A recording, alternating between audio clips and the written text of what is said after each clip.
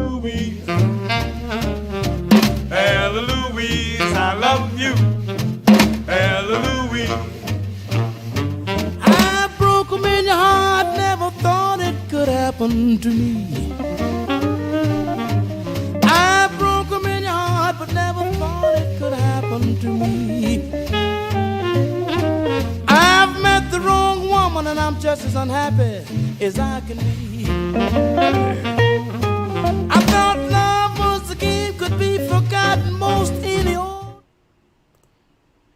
All right, and we are live. Welcome, brothers, to another show, the Sunday rundown show, weekly recap of some of the topics and news that we discussed over the week. Today we have a really good show, man, because we had a pretty good week. I dropped a lot of content. I did an interview with Oshay Duke Jackson. I'm going to discuss about that interview as well. And yeah, man, we did a really good job this week of kind of getting the passport message out there a little bit. A lot of comments on the videos. The Oshay interview I did with Oshay I think it's like at 21,000 right now. You guys should see the comment section in that particular video. Now, the title of the video that I did with Oshay Duke Jackson was "Black Men Are Simping, Getting Robbed and Drugged in Colombia. Watch out." Very good interview with my brother Oshay Duke Jackson. But I want to definitely clarify some things that I said in the interview. And I also want to discuss how the interview is being perceived by a lot of non-traveling people, or people that might have, they might not like the whole Passport Bros movement that we have going on here.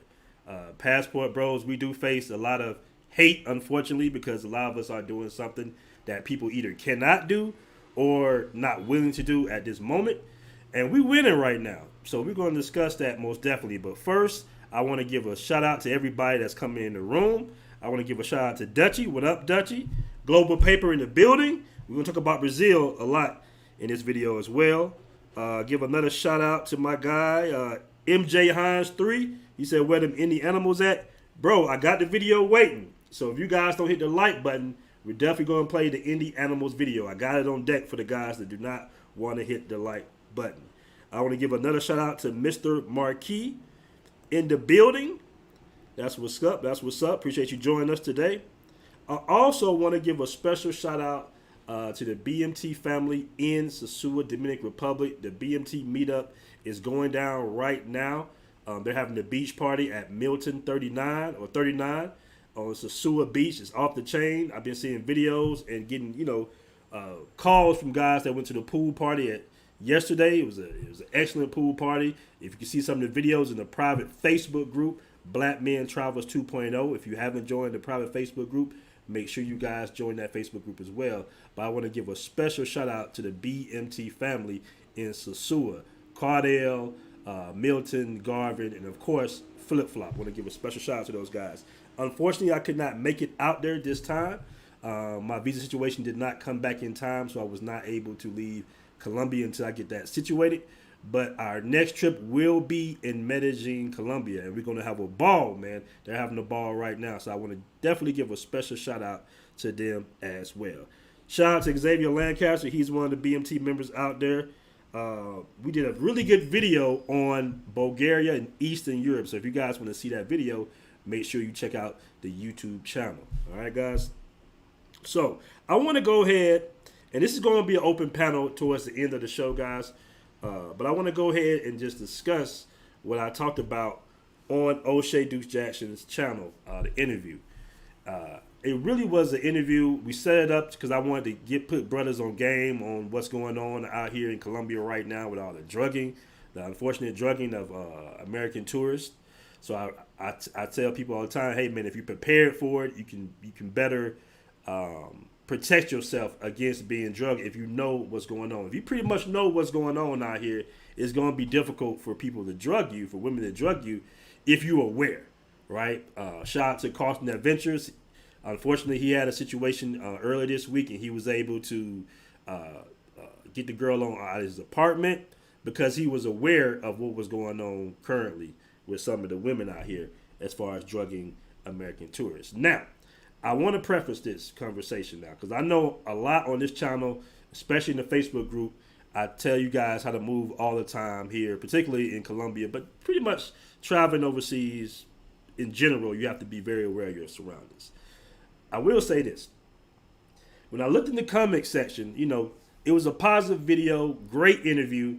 Oshay asked all the right, correct questions to ask, and I gave really good information. But the unfortunate thing is reading through the comment section and seeing so many Passport Bros haters. Other bros, a lot of women, of course. And it's just, I'm like, wow, it's funny. Like, why does everybody have such an issue with us traveling the world? You understand what I'm saying? For the most part, yeah, you do get your brothers out here that be on some rah-rah stuff, but that's very minute in this travel community. It's very minute that brothers are acting up out here. For the most part, especially in the Black Men Travels movement. And shout out to Black Men's Option, shout out to Paradise Life. We all aware of not being flashy, not throwing money and all that good stuff. And we're enjoying our lives traveling overseas to these exotic countries and exotic places.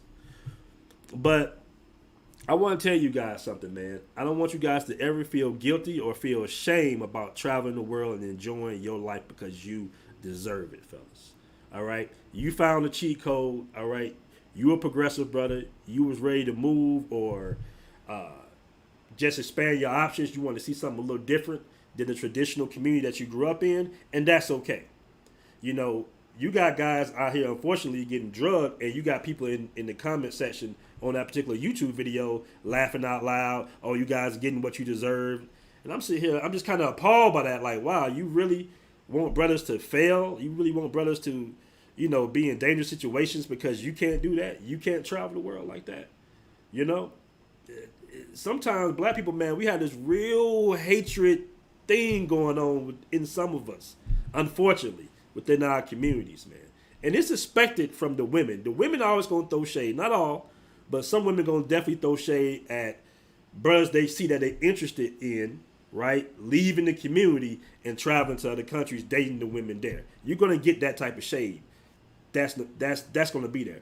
But what throws me off is seeing other black men throwing shade on other black men for traveling the world. And you want to keep projecting probably what you would do if you was able to travel the world. There's a lot of brothers that don't even concern themselves with certain aspects of traveling. Okay, these other groups of men been traveling the world. I mean, we've circumvented the globe first, but in recent times, these other groups of men been traveling the world without any problems. And let me let you know this real quick, man. Some of the rules and regulations, all right, that the embassy puts in place, or these special laws for tourists in these other countries, were not designed because black men were acting up, bro. It was designed because other groups of men were coming overseas acting up. I see it all the time. The entitlement of other groups of men, all right, that are non-black, who come to these countries and try to exploit the people here in these countries. Black men are just not known for doing that. So I don't understand why it's being pushed on us so much. Because I understand why it's coming from the dating coach community, because they don't want us to take their market share. Because they know if we get these young brothers to start traveling the world, there is no need for them. All right? So I understand that coming from that particular market. But a lot of them are hawking just BS. Self-improvement BS. They're manipulating guys. I will say that some of the dating coaches definitely got their stuff together. They present themselves well. They present their arguments well. But my question is, how long are you going to sit there and complain about the women in the States? All right? How long are you going to keep going through these circles instead of just saying, hey, let me change my locale. Let me go where I'm wanted the most. All right? Let me go where I have the most value. Right? It's as simple as if you're a salesman and you're selling bottles of water. Right? The bottle of water in the corner store or in the grocery store, 99 cents a bottle. All right? Now, this other salesman over here said, you know what? I'm not really making a lot of commission. I'm not really benefiting that much off selling these bottled waters to grocery stores and convenience stores. They only paying $1. I'm only getting, 10, 15 cents off of each case. Not going to happen. I'm not going to really make a come up like that. You know what I'm going to do? I'm going to go down to the stadium and sell them a bottle of water at an excess price because the stadium, right, that particular venue is going to sell that bottle of water for $5 to $10. And I can up my commission on those bottled waters to $1 to 50 cents because they're capping at a higher rate. So it's almost a similar situation. Instead of you sitting in the States, you know, you can say, hey, I'm 35, 36, I'm 40. You know what I'm going to do? I'm going to go ahead and change my locale. I'm going to go over here and date and see how the dating is in Tanzania. I'm going to see how the dating is in Uganda. I'm going to see how dating is in Brazil, in Colombia, right? Oh, wow, you know what? I'm attracting more beautiful women here. These women are a little bit more submissive here. You know what? I can see myself building a family over here more or less than building a family in the States, where we have a lot of inter-issues within our communities. And we know we have these issues within our communities because if you were growing up within the community, you saw how they talked about older black men right in front of you when you was a little boy. So now you're that older black man. You should already know, okay, some of these people out here, they have a lack of respect for older black men, including the youth, including the women within the community, including the police force, whatever it is. You have to find your peace as a man. And in my piece, and a lot of other brothers' piece, we found our peace in traveling the world. And we're not going to allow anybody else to shame us for that. The comments, like it's 21,000 views on that particular video I did with Oshay Dude Jackson. 21,000 views. And unfortunately, the majority of the comments are somewhat negative. They're almost happy that brothers are going through situations overseas. Hey, you're going to have some humps and bumps when you travel the world. All right? You're going to always have humps and bumps when you're exploring different cultures. All right? They're going to be schemes. There were schemes and scams 600, 700, 800 years ago for people that travel the world, okay? You're going to have those.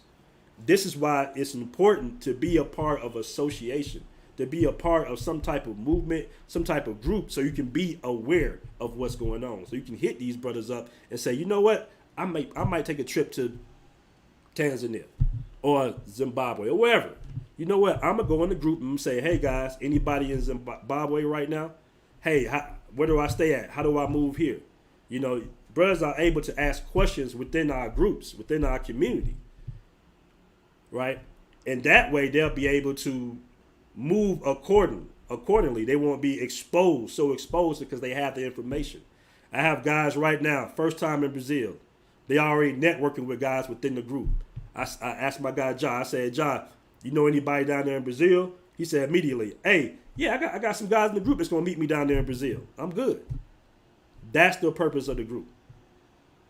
That's the purpose of the group. You have issues here in Colombia, people know they can inbox me, message me, and I probably can get them to the right people that can solve their problem. All right, whether it be the authorities, whether it be a lawyer, you know, any information that I can give to you, I freely give it to brothers to be able to navigate better overseas. So I just want to put that out there because I know there's some brothers on the fence right now, especially some of my younger brothers. You know, they on the fence about traveling because they seeing all them older guys, they're just doing this, they're just a bunch of tricks. Listen, man, traveling will change your life more than anything, damn near. Besides you getting $1 million or something, or $1 million contract doing something, or, you know, getting your finance correct, traveling will truly change your life and it truly change your perspective. All right, especially when it comes to women, because a lot of you brothers have never really seen or never experienced a beautiful, submissive woman like that. And let's be honest, man, you get the right woman in your life, man, that could really raise your vibration as a man. You know, Kevin Samuels mentioned that, I mean. So, you know, having a good woman in your corner, that's a good thing, man. That's a blessing to you.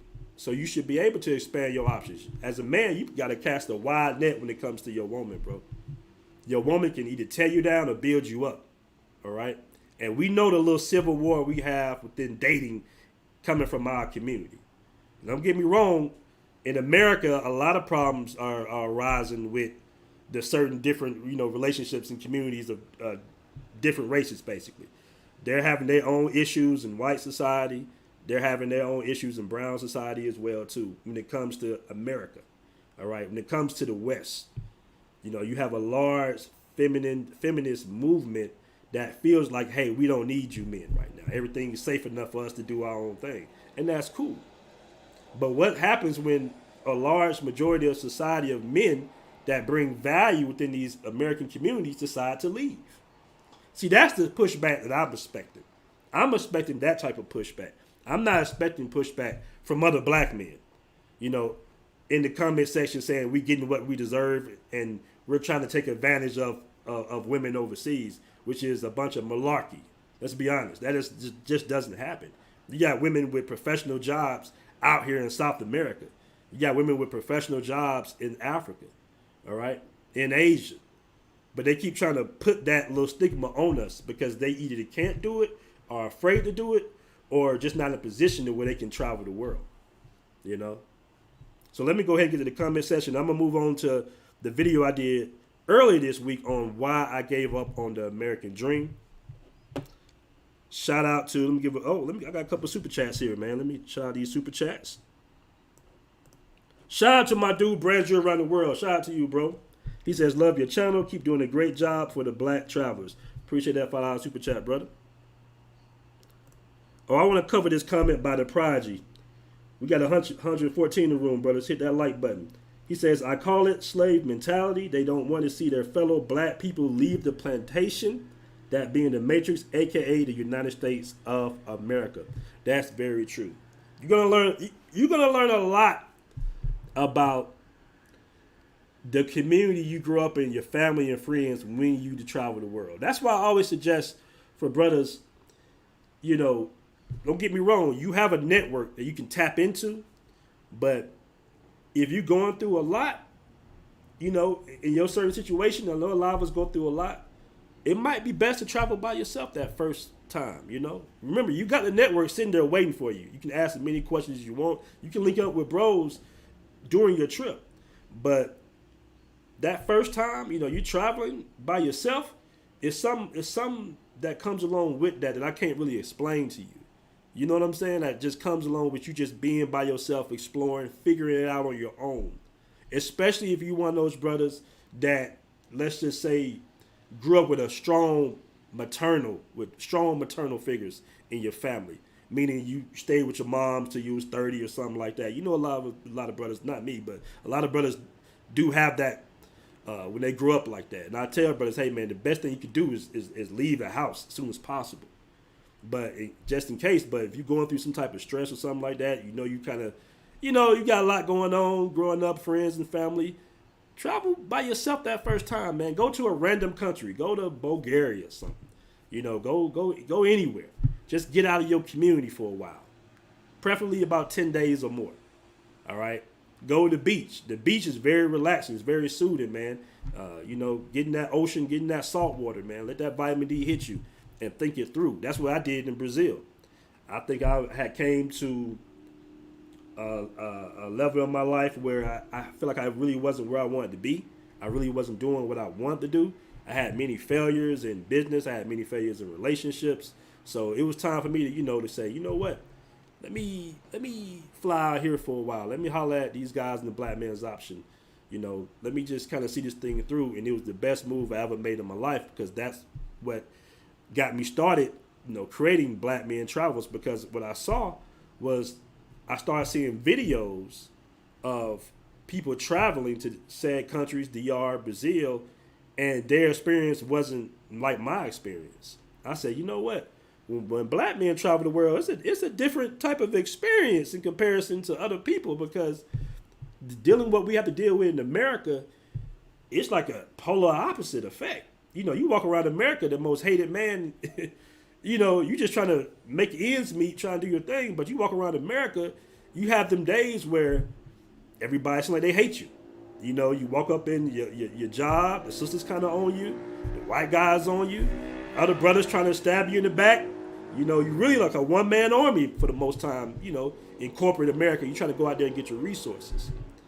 But when you travel the world, you start feeling love. You start feeling like, okay, when I walk into these restaurants and bars, I'm not looked at as an enemy of the state as soon as I open the door. And I tell guys all the time, you could be the nicest, the most laid-back brother ever. you still make people feel uncomfortable when you walk in the room, bro. You still make people feel uncomfortable when you walk, whether you like to it or not. You know, I mean, you can try to change your voice as much as you want, bro. I've been through it. A lot of guys been through it. You know, you got to move a certain way. You got to downplay your masculinity in corporate America as a black man. Now, the good thing is things have changed a lot in the last 5 to 10 years to where you don't have to actually be in the office setting anymore. You can make your money online. You can make your money a whole lot of different ways. You can invest your money properly, and you can sustain a life overseas, right? Let me get another shout out to Hot Furnace with the $5 super chat. He said, shout out to Blackmen Travel CEO Aaron Farris. Keep hope alive, my dude. Appreciate you. Appreciate that $5 super chat, Hot Furnace. Shout out to Jay the guys in the building. Justin Clark in the building. Hey, let's get them likes up. I don't want to hit you guys with the Indie Animals video now. All right. Shout out to Michael Otis. He says, you mentioned Bulgaria. What's the best Eastern Europe country for a brother, to try first? What I've been hearing from a lot of guys is, I think it's Bucharest and Ukraine. That's what I've been hearing. I think in Bucharest, they speak a little more English. So I think Bucharest and Ukraine might be the first, because in some cases you might want to be around some English speakers your first time going. All right. Shout out to Ash L in the building. He says, I have no strings on me. Ultron said it best. That's what's up. Shout out to Ash L. I think I saw you in one of the chats yesterday or day before yesterday. I'm not sure if you was pro-Brazil or pro-Africa. I don't remember. Shout out to the Observer Melanin. He says, main reason I became a truck driver, I'm the boss and don't have to worry about getting a loan. Yeah, man. It's funny, man, because you'll meet a lot of guys that have degrees that went ahead and got their CDL, bro. Because it's just, first of all, the money is pretty good, especially if you have your own truck. It's really good money. You can have another truck. But also, man, just the whole corporate environment. You a brother, you in shape. Don't be a little tall and have a deep voice. Oh, you're going to go through hell in America trying to. They're gonna try to get you on up out of there, bro. They definitely gonna try to get you on up out of there. They don't want them pretty white women in the office looking at you, fantasizing about you, the Mandingo stuff. So you definitely got to be careful. A lot of guys just be done with it. They don't like the office politics, and they just say, you know what, I'm gonna get my CDL, bro. A CDL is like a credit card for a black man. You can always be able to get money. Being an electrician, different skills, different trades come in handy when you're a black man, man. Let me catch these super chats. Shout out to Big Will in the building. Shout out to you, Big Will. He says, I wish I would have started traveling in my 20s. We didn't have groups like this to learn from. Fellas get the information, and then they can make up your own mind. I'm really glad you said that, Big Will. I'm really glad you said that. Listen, you find your peace. You find your peace. If your peace is helping rebuild or restructure the black family and the black community, which is a lot to take on, especially when we don't control the institutions, that could be your path, that can be your passion, that can be your peace. But if you're a black man in America, I'm telling you, man, if you feel like you're frustrated, if you feel like, I'm ready to see something new, I'm ready to experience something new, I don't care if you're 85 years old, bro, 75, 65, it don't matter. Get your passport and start traveling. Start exploring different countries that you say, I might want to set my seeds here. I didn't really start traveling until my late 30s as well. And I admire the young guys in their 20s traveling the world right now. They getting a lot of information, a lot of game that we just didn't get.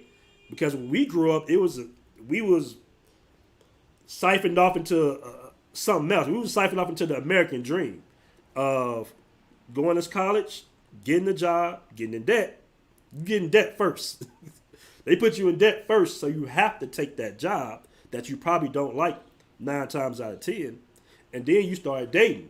So now you're a little frustrated with your job, but you got money coming in. Now you start dating, and then you find you a main girl. You try to make it work. You have a baby. You have a wife. That was what my generation was on. The new generation, I'm telling you, these new cats, these guys in their 20s, they already ain't with it. They just ain't with it. these I think it's Generation Zers or something. I'm a millennial, but I don't know what generation after me is. But they ain't with it. I see them out here all the time, 20, 21, 22, 23. I'm like, damn, bro, you already out here overseas? They're like, yeah, man, because of the channel, because of the movement. And I really appreciate that. Shout out to Michael Otis. He says, thanks. Appreciate the $5 super chat, bro. Shout out to AJ is road tripping with a $20. I think that's a pound, bro. I think that's a pound. He says, the only bad thing about leaving the U.S. to go to a better country is having to come back when the trip is over. Yeah, man. That's very true.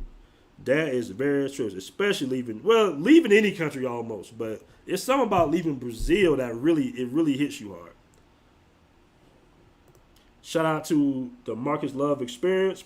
He says, when I was 18, it was the military for me. Shout out to all my vets, man. I definitely run into a lot of you guys overseas, especially here in Colombia. Shout out to Jay, man. He says, owner-operator, Google says 67,000 to 350,000. That is a wide range. Yeah, most definitely, bro. Most definitely.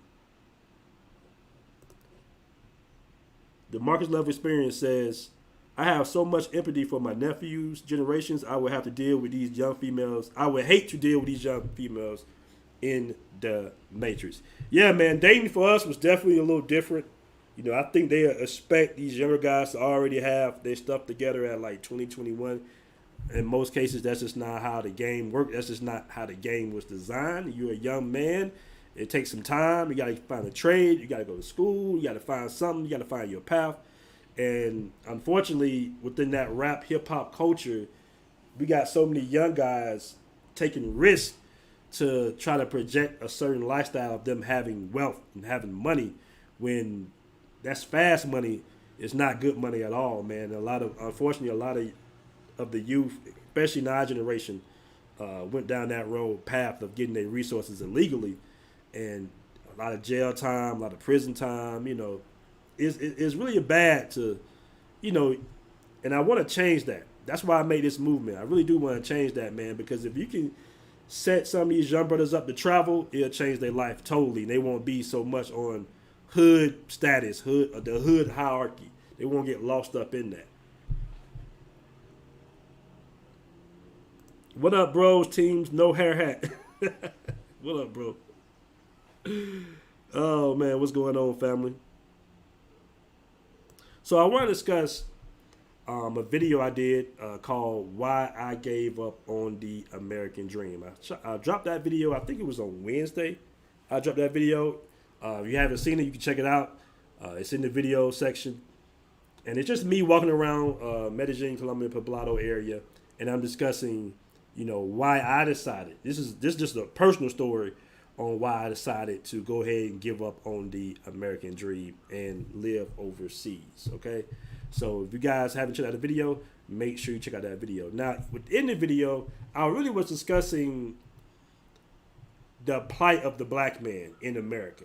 And was America really designed for black men to achieve the American dream? Now, the disclaimer is we've done a lot of we've done a lot of things in America, man. We fought in every single war. But some of the promises that we had with the government, it just never came to fruition, right? And when that happens, we were cast in generational poverty to a certain degree. Like I said, black men have done some fantastic things in America. I mean, we have survived, and a lot of us have become successful to a certain degree.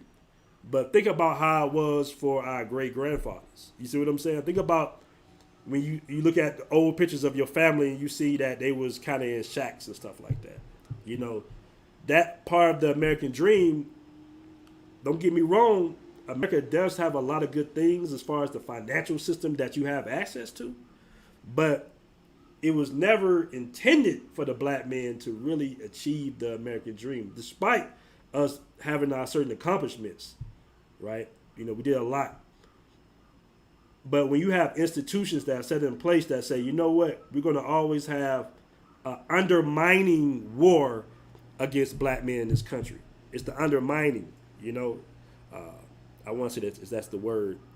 You know, just that subtle things that you can see that can kind of set you back a little bit.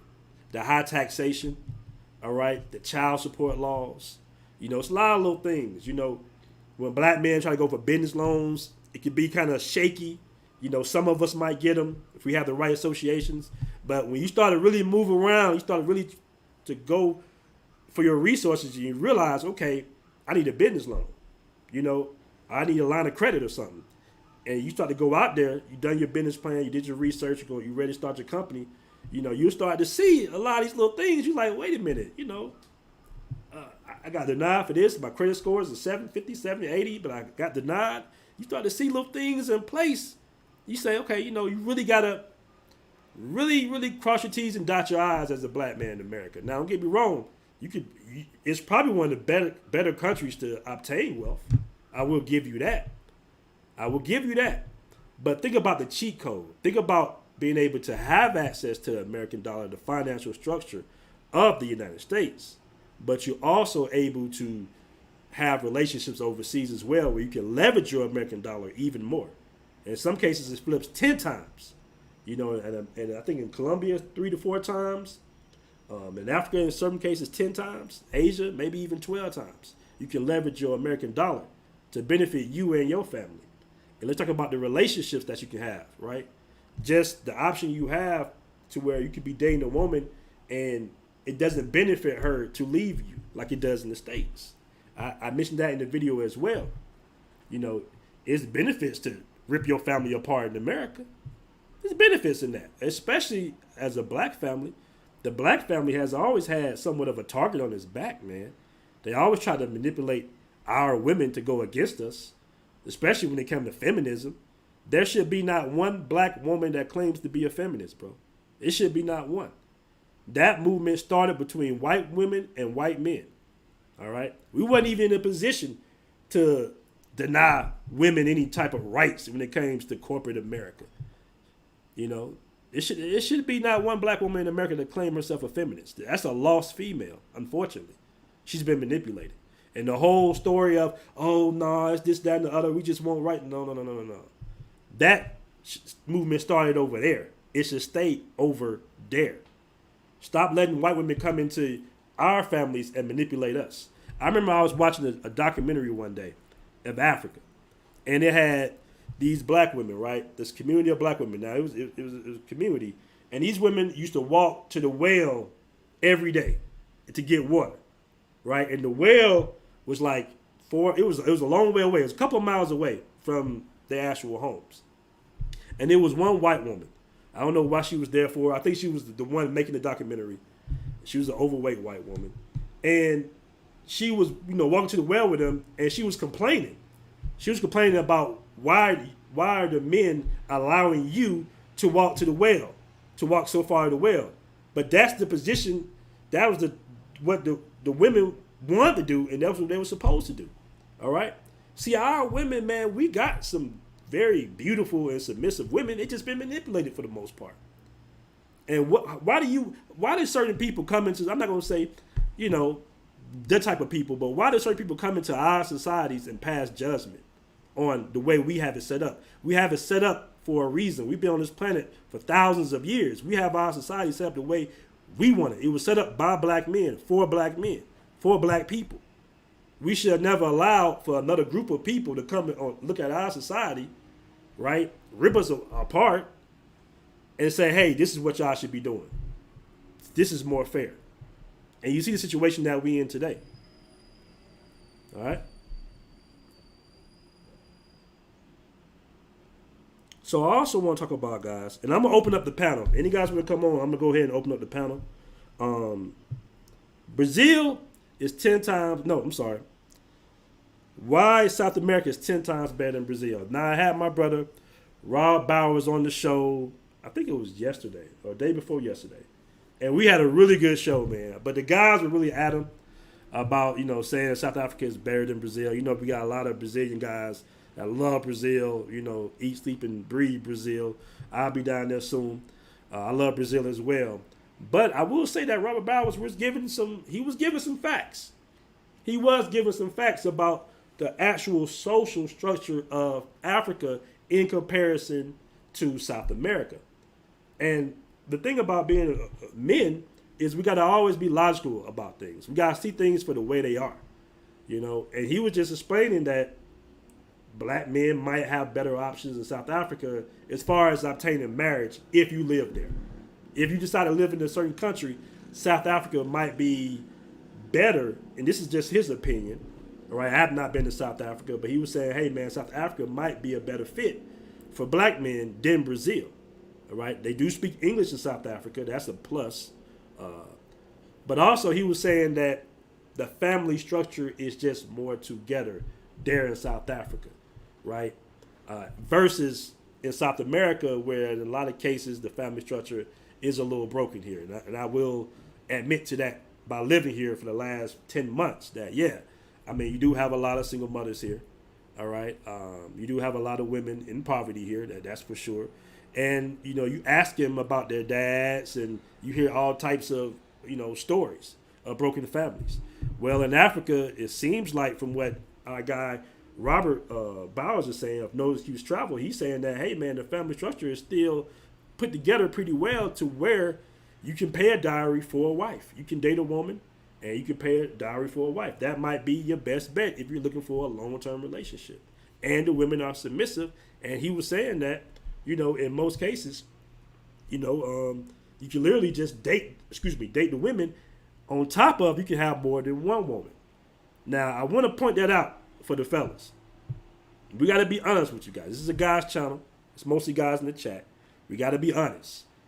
We know most of us would like more than one woman to balance us out. I know, me personally, I think I need two women to balance me out. I look at it like don't no one woman want to sleep with you every day. Women get tired of looking at you, bro. When you have two women, especially that they get along a little bit, that could be a plus. And that was in our original society.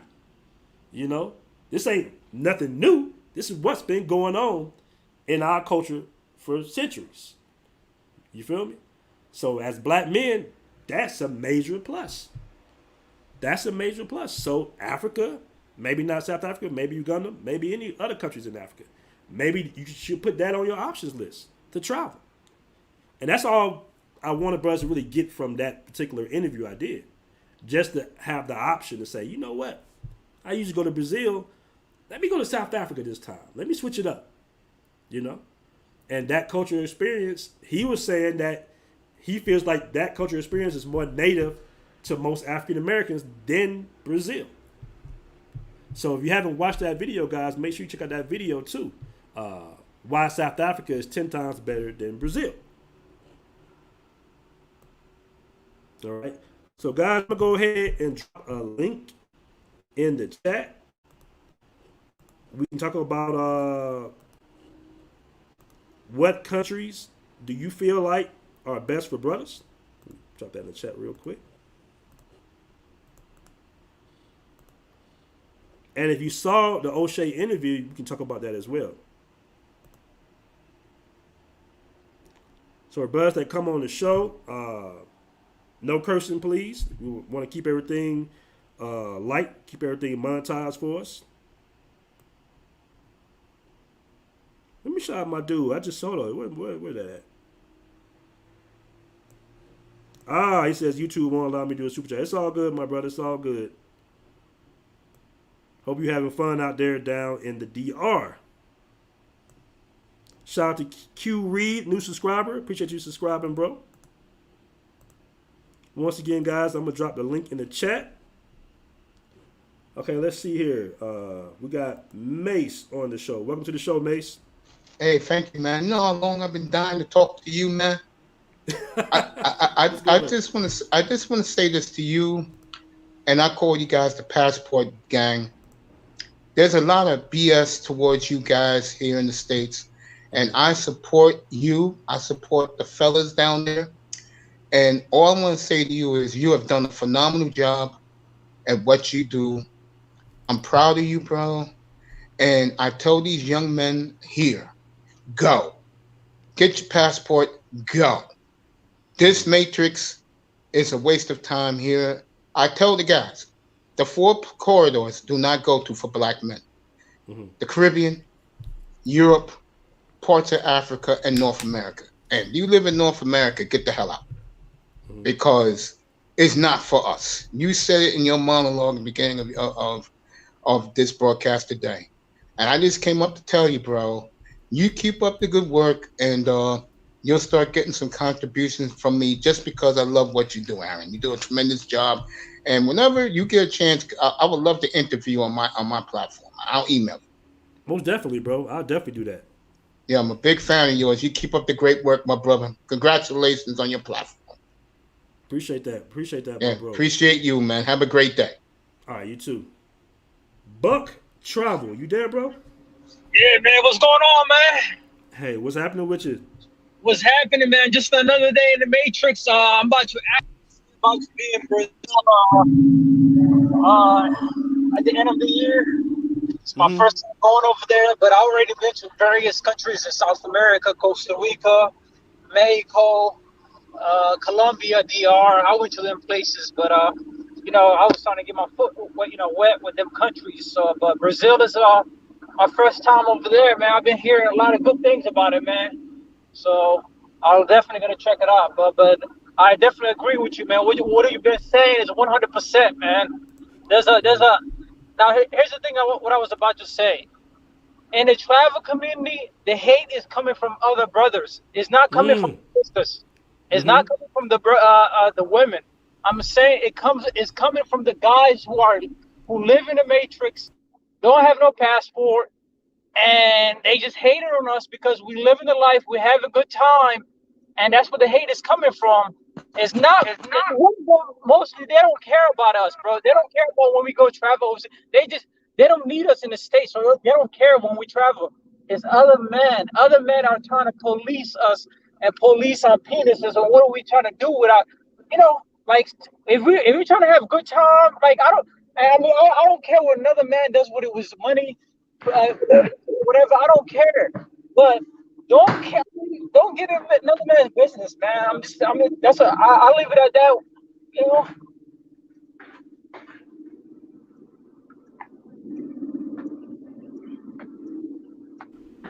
All right, I lost you a little bit there, Buck Travel. You there? All right, we might have lost Buck Travel. Citizen Lou, you in the building? Yes, sir. Hold on, let me. What's going on, brother? What's going on? Oh, I had to, you know what I'm saying? I had to, you You know what I mean? Yes, sir. That's what's up, bro. That's what's up. Yeah, man. Good stream, man. I agree with the brother above me, man. I do. He's right. It is more of men doing it because, you talk to a woman.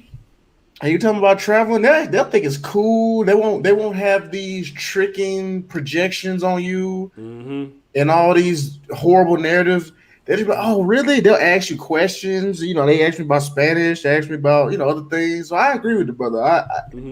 It's these broke, can't go nowhere, stuck, gotta, you know what I mean? Can't, they ain't got the money. They don't believe in themselves that they can go to another area and succeed. So they just get online all day and just talk nonsense. I don't want to swear. But yeah, man.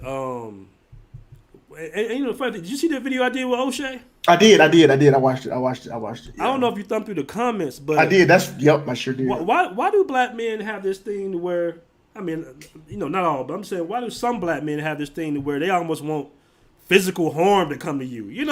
Bro. Yeah, they don't never wish wealth and prosperity. It's always, see, I knew they were gonna get y'all. Exactly. Come on, bro. I thought we were better than that, bro. As much as we go through, I honestly thought collectively we was better than that, bro. Listen, brothers gonna travel the world. They're gonna do whatever they want to do, regardless. You feel me? There's nothing you can do to stop it. So it's just amazing to me that I see in the comment section, like I said, I'm expecting it to come from other groups of people, but it's coming from the brothers mostly in that comment section. Like, hey, you guys getting what you deserve. What's that supposed to mean, bro? Yeah, they give what you deserve. And then I saw somebody wrote, "This is why I don't feel bad for passport bros." I saw that comment. You saw that one, yeah, and I'm like, dude, the hate is, and like you said, it's from other men. Now I will say this: it was a lot of sisters putting the LOLs in that comment section too. Yeah, well, you know, they weren't making no negative comments, but they were laughing like ha ha ha. Right, yeah. That's what y'all get. Yeah, we know that element's there. You know what I'm saying? But the dude above me is right. It is more the hating dudes. You know what I mean? That are leading the charge because the women follow the men for the most. You know what I'm saying? In that regard. So when they see men doing it, they're gonna jump on the train. Yeah, y'all going over there tricking and other stuff like that. That's what y'all get. And I'm gonna pass the mic right to this. And you know what I can do, bro? I can pull up so many Miami videos of crime and dudes getting jacked and dudes getting robbed from other people. You know, all this stuff. But nobody will say don't go to Miami.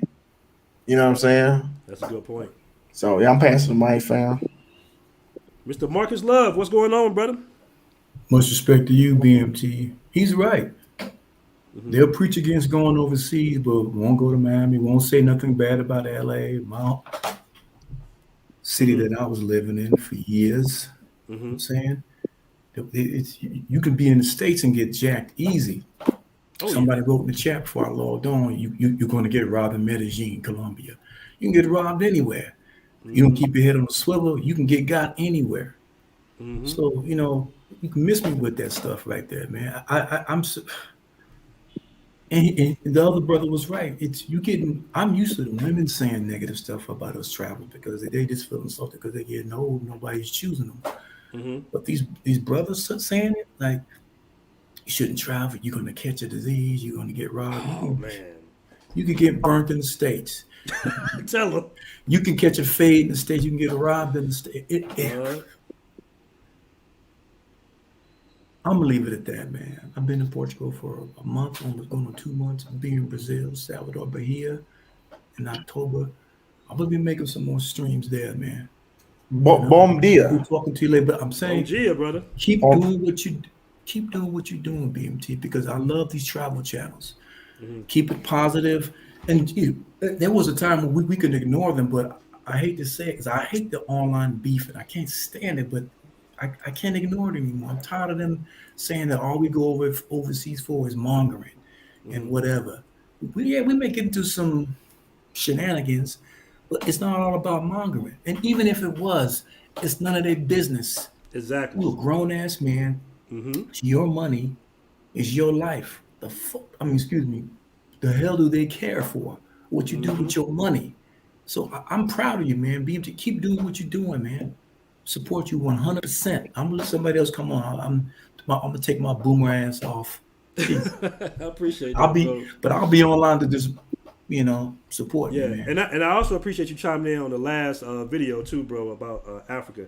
I want to welcome. Is that Observer Melian or Big Will? Who we got? Nah, this Observer Melanin. What's going on, brother? How you doing? What's going on, fellas? What's up?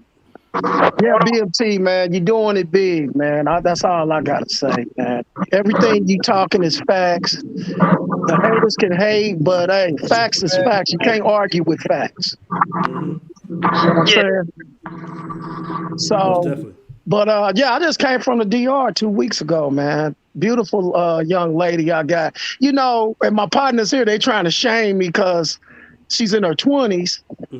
Well, they calling me R. Kelly and all that. I say, well, come on, at the end of the day, she grown. She can make her own decisions. And that's the bottom line. Yeah, but you dating a woman that could be your daughter. I said, but the thing is, I don't have no kids and she ain't my daughter.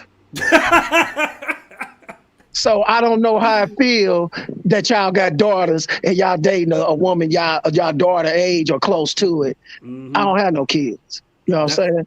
Man, she don't have no kids either. That's why I got with her. Exactly, bro. And but that's the beautiful thing about being overseas. I really like the fact that you preach a lot of positive things about traveling because, it was, I remember when they said Tupac traveled all over the world at 25 before he was dead, but he had the mindset of a 75-year-old traveling. And it will increase your intelligence. Oh, yeah. It'll increase your patience. And you got to always understand something, black men on this chat. You represent us to the fullest in the most positive way you can. Don't go there with that rap video mentality and all that foolishness, man. Just go there as a grown man. You know what I'm saying? Stay patient, pay attention, be very courteous and humble. I love going places and I like being nice to people. I don't judge people. I know majority of them, bro. I'm not never gonna throw it in their face, and I don't never flaunt my money like I'm better than them. You know what I'm saying? I just get in where I fit in. I never go to resorts or any. I like living amongst the locals. I like smiling. I like saying hello. I like having conversation, interacting, and then people they see stuff on TV and they say, "Well, no. I met one of them in person and he was nothing like that." So you can't, that's the part, the enjoyment that you get to have. That's the advantage of being a black man traveling and having a humble, positive experience and mindset. That's 100, man. That's real. That's 100% real. I want to welcome Big Wheel to the show. What's going on, man? How you doing, man? Oh, Big Wheel got that good mic. Hey, look, you inspired me, man. I want to actually create my own channel, man. But I want to say this, man. Listen, I didn't know when I used to live in the Decatur area, like I told you before. I did Georgia? I did not know that Linux even existed until I graduated from high school. And I'm gonna tell you why I tell you that story. Because back then I was limited. You're limited to the people that you know and where they go. And my parents had no reason to be over in Linux. So I understand that. So I took that analogy. So when I got older and I got into the military and I traveled all over the world, and I didn't join the military until I was 30, brother. Oh, so, wow. Because I was in the Matrix all in my 20s, you're buying a house, you're doing all this stuff. You live in, not saying you're not living your dreams, but you live in an influence dream. I could have been traveling at that time, but doing whatever. But I say this, going and living in Germany was the best thing I could ever have done. I was always gone. Every weekend I was somewhere learning something, learning the language, whatever, all over Europe. And so these guys that might see us as older guys, like, oh man, these are old dudes. We telling you for a reason. Listen to what we saying. Save up your money if you ain't got it like that. If you're not retired or whatever, save your money, pick a place once a year and go travel and visit. Learn the language. You know what I'm saying? I'm learning Portuguese right now, and I talk it. So when I go over there next year, I mean, I'll be good to go when I get down to Rio. So, fellas, thank you again, man, for this channel, for this group. That's one thing about the military. See, when I was there, you have a group of guys that you that you had an experience with. That's why I like BMT, because that is what this is. It reminds me of that. So, fellas, take advantage of this group. Take advantage of the men that you got in here, because it's a special minded group of individuals you got. Thank you, brother. Man, most definitely, man. Thank you. Hold on, I want to welcome my brother to the show. Let me see if he Brazier. Yo, what's up, man? How you guys doing? Man, what's good, bro? Brazier, before we start, no cursing, bro. You know how you get. Brazier be going in, boy. No. Yo, Buck, how you doing, Buck? Crazy. Yo, no, I'm in my backyard. It's about to start raining, man. Now, I used to live in Decatur, too. I lived in Decatur on Handbrake. I used to live in over. You used to live in Handbrake? Yeah, I lived on Handbrake Road. Okay. I used to live on Handbrake Road, right up Applebee's, up the street from Applebee's. I also lived in across the street from Kensington train station. So I lived in Atlanta for like 10 years, man. Oh, nice. Yeah. Back in the days when we were doing record music and all that craziness, but I'm not into that anymore. It's raining. Hey, let me go up here, man. It's raining in my backyard, man. Okay. I'm gonna take it to my room, man. Sorry for that. You good, brother? You good? So anyway, well, let me walk up. I'm gonna go upstairs.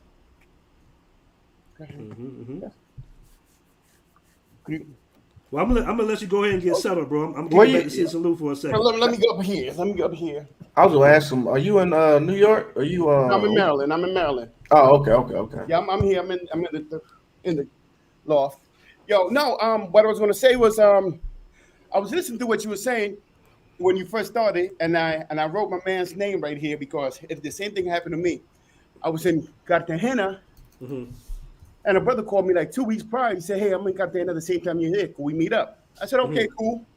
We met up at the clock tower, had a good time, hanging loose. A week later, I'm in my gym over here running, and I bump into the same cat. I was like, "What the hell you doing here?" He goes, "Yeah, I live down the street." I said, "Me too."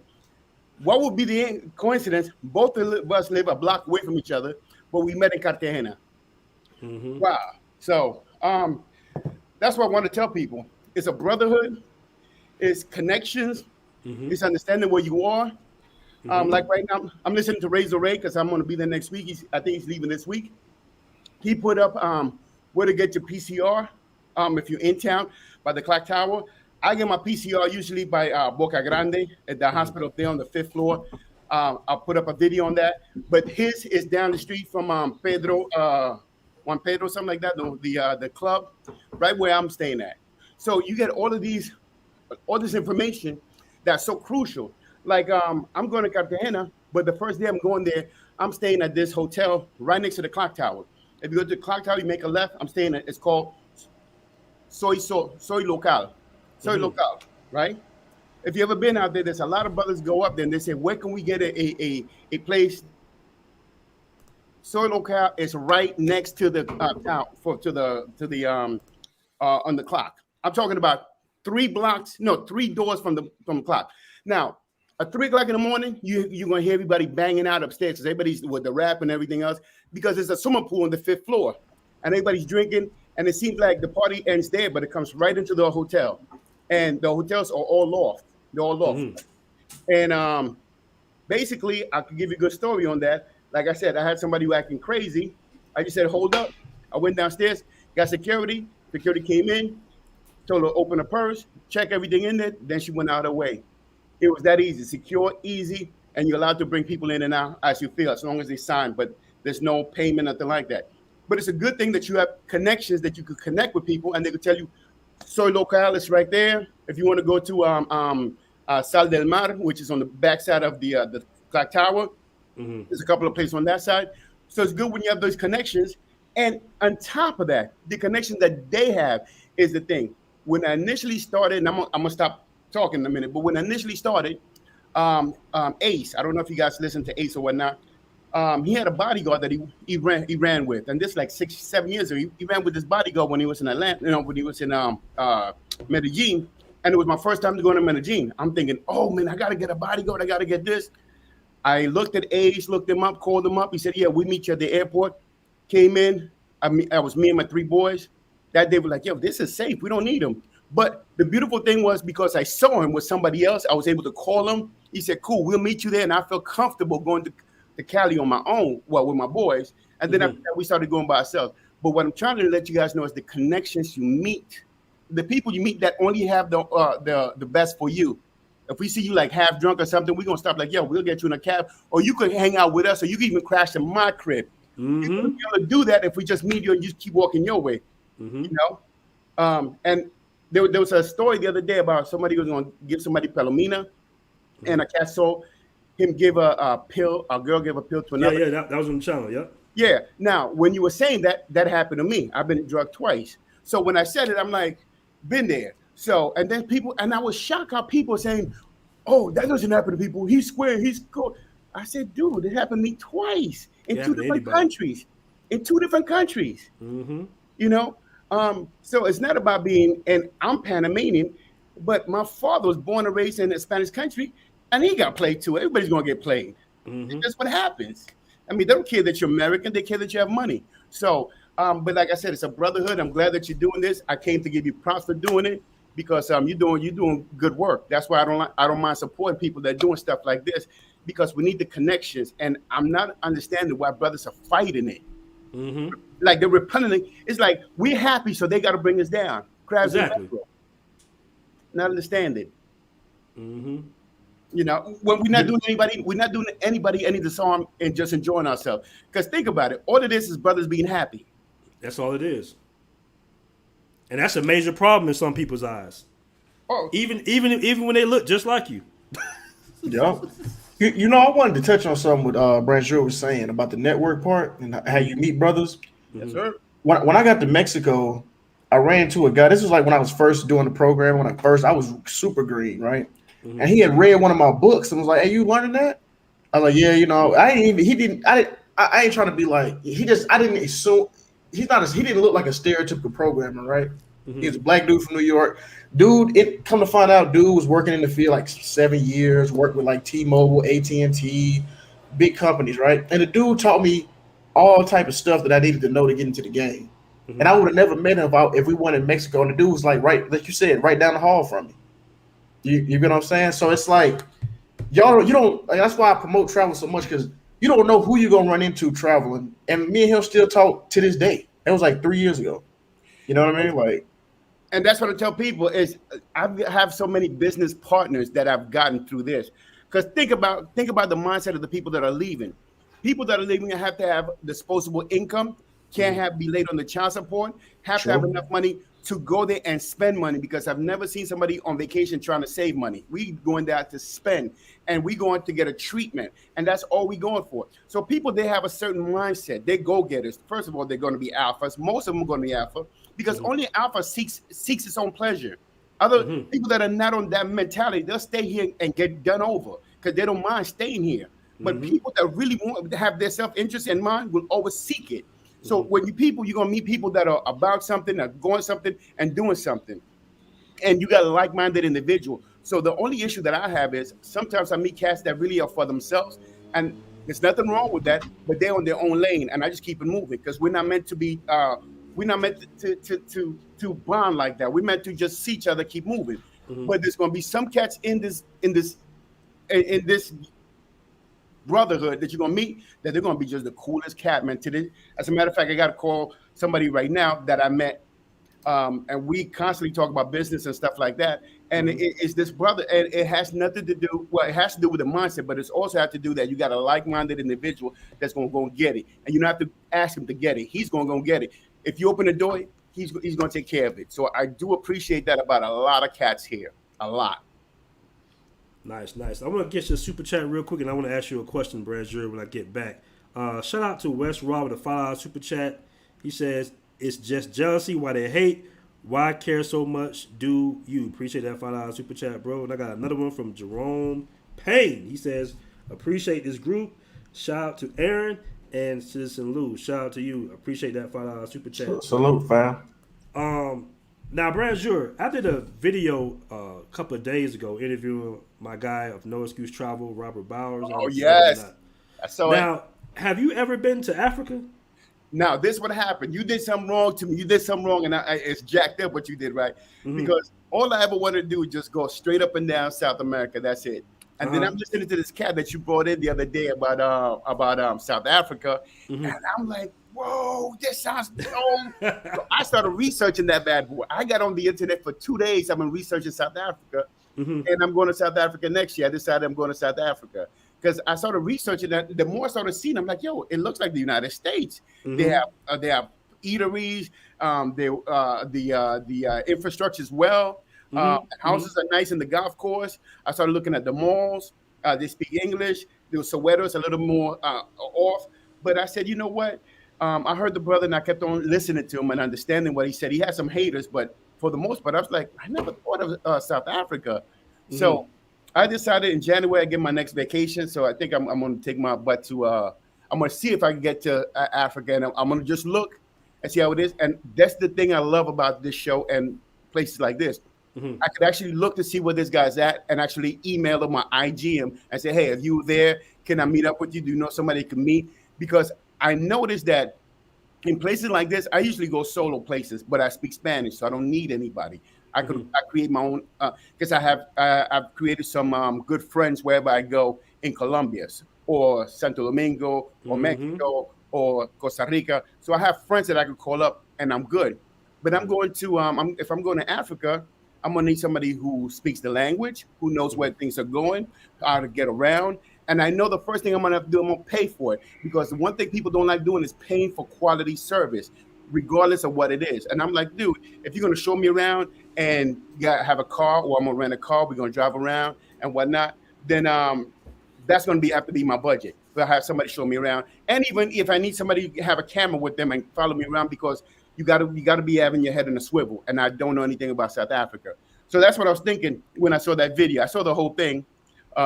And I was blown away by how impressed I was, because he was saying the same thing. I was going to go to Brazil in January, and then so it's somewhere between Brazil and South Africa right now.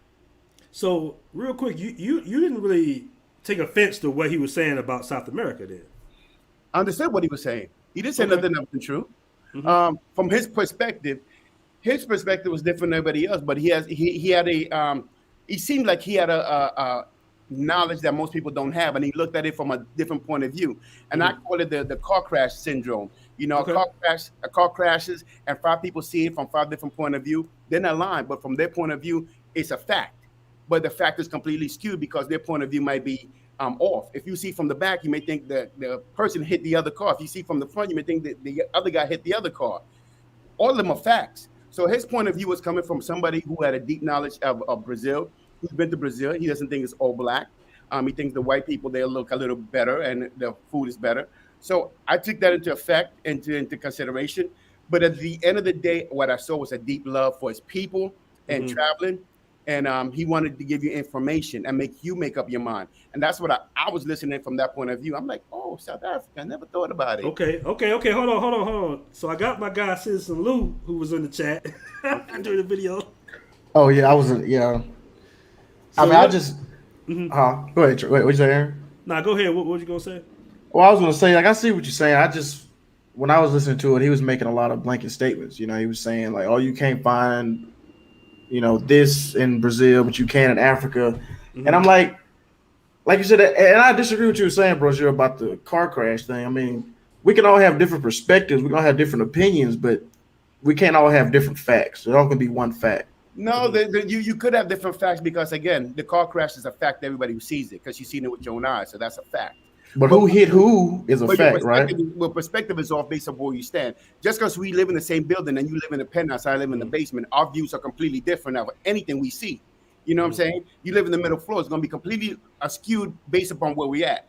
And what he was saying was, from what I gathered from him, was that, hey, look, I've been to both. As a person who has not been to both, when people talk, I shut up. That's just me. I shut up. Because my thing is this, I never want to impede on your knowledge because I don't have it. So I'm coming from an ignorant state of being. I'm not going to come and argue or disagree with you of something you've seen and I have it. Then I got to say, you know what? I don't know enough to even have this conversation with you. Come and shut my mouth and listen. And that's all I did. I've never been to South Africa, but I've been to all the other countries he spoke of. So for him to say that, then I got to go there and make up my mind. I got to go and see it. So I got on the internet. I started researching and things talking about it. I'm like, oh, I never thought of South Africa. I started looking at other people going there. There were a couple of people. I was like, they got a great infrastructure. They speak English. The apartments are nice. The apartment are costly, $850. They bleach their skin. I don't care if they bleach or not. Dude, bleaching doesn't really matter to me as long as you treat me right. What does Michael Jackson bleach the skin? What does it matter to me? I want a result. If I go somewhere where they treat me, what he spoke was this. He said the woman was submissive. The woman took care of you. When he went to the mall, the woman called him pretty or gorgeous. That's a beautiful thing when you're a black man. That's what I'm taking from it. How are they treating you? Are they treating you with a level of respect that you will gather and do enjoy? And he said, yes. So I said, you know what?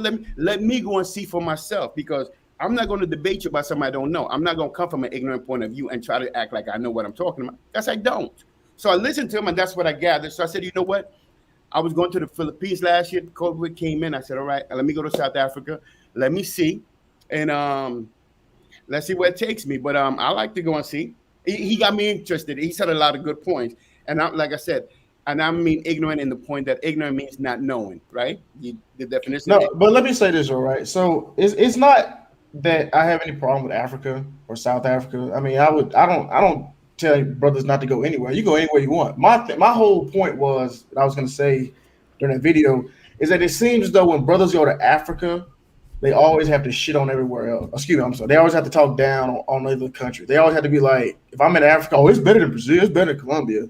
But like, you get what I'm saying? Like, it seems as though you get what I'm saying? It's always like they have to. But it has to be, because we're comparing. You only compare something that's better than something else. If I say I like Adidas and you like Puma, you're gonna say, well, Puma's better because of the cushion in and whatnot.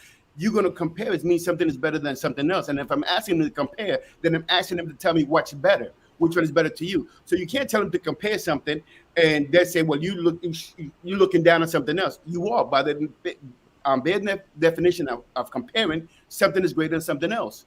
So if I say, what do you like better, Santo Domingo or Dominican Republic or Brazil? Well, I like Brazil because Brazil has those dope girls, but the girls in Santo Domingo don't look that as good. They're really good, but when you go to Brazil, I'm just talking. I've never been to Brazil, but I'm asking you to compare. So something's going to be greater than the other. That's what I took from it. Yeah, that's not what because I'm just saying, because it seems as though it's a trend to, like, if you're in Africa, it's to talk about the Latin country. That's what I'm getting. But that's what I'm seeing. Not and I know Excuse Travels, he's actually married to a Colombian, so that's not his scenario. Mm-hmm. But I was kind of just using that as like a vessel to talk about that. I'm noticing a trend that if you go to Africa, you know, it seems like you got to talk about the Latin cut. That just what it seems like to me. Maybe, like you said, it's my perspective, Brazier. It's my right. No, but what I'm trying to say is you can't ask somebody to compare and then talk bad because he's comparing. Comparing is usually apple or oranges, which are, apples are way better than oranges. I hate oranges. I just said I hate oranges. You're right. Talking about apple. So if you ask him to compare, you have to look in the parameters that he has and what are you telling him to do. And if he's comparing, he's going to compare. If you tell me to compare, I'm going to do the same thing. But I've never been to Africa. I've never been to the Philippines. I have an opportunity to go to Hawaii, and I probably go to the Philippines when I go to Hawaii. So I see all of that for myself and see I compare. But again, I have dreads. I'm black, so my experience might be different than his. If you're light-skinned black, may be different than yours. He's a filmmaker. He does films. Average does film. His experience might be different than him because the people who he travels with and the company around them. I don't smoke weed. I don't do drugs. I go to the gym. So my experience might be different. So we all going to have different experience based upon where we stand. Like I said, you could be in a building. If you live in a penthouse and I live in the basement, the way they treat us is completely different, but we live in the same building. We just have different views, right? No, you're right, man. That's a good point. I want to catch these super chats real quick, man. Shout out to the Observant Melon. He was on the show earlier for the $5 super chat. He says, traveling is life. I appreciate that, brother. I have another super chat here. Let me find it real quick. Let me go. By West R. Raw. I'm sorry. He says, South Africa is so dope. Hold on. Let me put that up on the screen for you guys. So that's another good statement about South Africa. I've been hearing a few good things about South Africa. I have been too. I've been hearing some, some good things about. But I've heard. I mean, it is what it is. You hear, but that's what it just seems like. Nobody talks about the bad in Africa either, though. It just seems like if you talk about the bad, then you hate the motherland, you hate your people. But then they'll talk about the bad in Colombia and Brazil all day. Mm-hmm. But if you talk about how Passport Heavy has been around all around the world, I like that. And the only place he got robbed was in Africa. It was in Johannesburg. Bring that up. I am, bro. That's what I'm saying, bro. Because it seems like, bro, nobody want to talk about it. Like that man been to the Arab countries. He was in Qatar. He was in Colombia forever, Brazil, but he only got robbed when he went to Africa.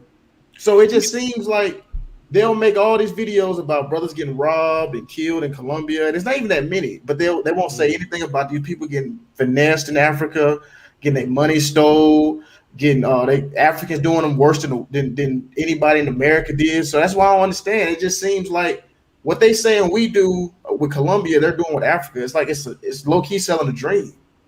I mean, you gotta talk about it good and the bad. You can't just say, it's all better. Hold on, Brazier. Before you respond, let me catch the super chats now, and I want Brazier's reaction. Shout out to Mike M for the $10 super chat. He says, work remote, travel the world, eat healthier, find your peace equals winning. That's a good statement, man. Appreciate it. Yeah, that's it right there. And I got a big super chat here, $50 super chat. Let me see if I can find you in the chat. Hold on, give me 1 second, fellas. By Joseph Asbury with the $50 super chat. I appreciate that. He just says just travel. Yeah, that's facts too, man. True. All right, go ahead, Brazier. How you going to respond to that? I was just going to say, have you ever had a memory of a trip that you took when you were younger? Usually when people think of the past and the memory, it's always the good part. People don't bring out negative stuff when they think about traveling in a place that they enjoy. If I tell you, kid, imagine when you went to Disney World, he's not going to think of the time he had to go and piss when he was in Disney World and he had stood in line or whatnot. He's going to think of the rides. Oh, he's going to get excited. I think that's how we're talking about memories and people. if the place was so positive, you're gonna overlook the negative. Let's say Atlanta. American know. I lived in Atlanta for 10 years. I had a blast in Atlanta. I know a lot of people. Everybody knows. Well, some people. I had a blast in Atlanta, but I ain't gonna say it was all great. I had a ton of. But if I talk about Atlanta, I always think about the positive. I don't talk about the negative because that's what it represents to me. It was a time to have fun and enjoy myself, bugging out.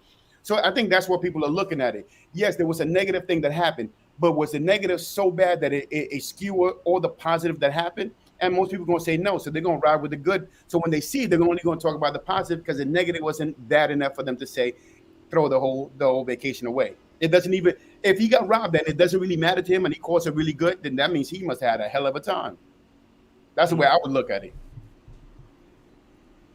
Good point. Shout out to Wes Roth with the $5 super chat. He said, Citizen Lou, that's all you heard all your life is bad things from Africa. What are you talking about?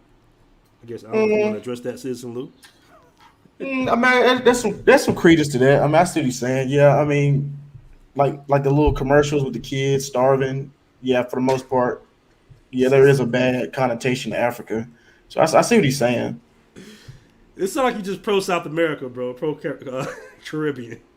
No, I mean, right? I mean, you know, it's just my whole thing is they try to paint it like, yeah, they get mad at the chat. it just seems like they try to say we selling dreams, but I'm just saying it's like, hey, there's some bad things going on in Africa too right now. That's all I'm saying. Like, I don't want to sell a dream to nobody. But I just feel. But he did touch on a good points. He said there is a brother could have multiple wives if you can afford them. Polygamy is acceptable. There's a lot of things that culturally, I think, you know what? Okay, let me stop right. You know, I was talking to somebody else about Africa, and Africa and Spanish country are basically the same. And I usually I get along with Africans really well because we basically have the same background. Because I'm Hispanic, right? I'm Afro Latino. And then he said, how come you guys are the same? Because I said it's the same Catholic Church that took over both of us. In Africa, the Catholic country is the one who runs it, right? Most if they're not Muslim, most people in Africa are Catholic because that's what came into Africa. Most Spanish people are Catholic. So basically, you learn your culture and your what's it called? Your standard, your behavior from the church for the most part, right? Thou shalt not smoke, thou shalt not kill, all the commandments come from the church. And since we have the same church and the same background, the same strictness, we get along really well because basically the structure we have is basically the same. So Africans believe heavily in family. Go to any country in Spanish, they believe heavily in family. They would check on the family and they would rather not work on Saturday and Sunday, go to Africa. I bet you it's going to be almost the same thing.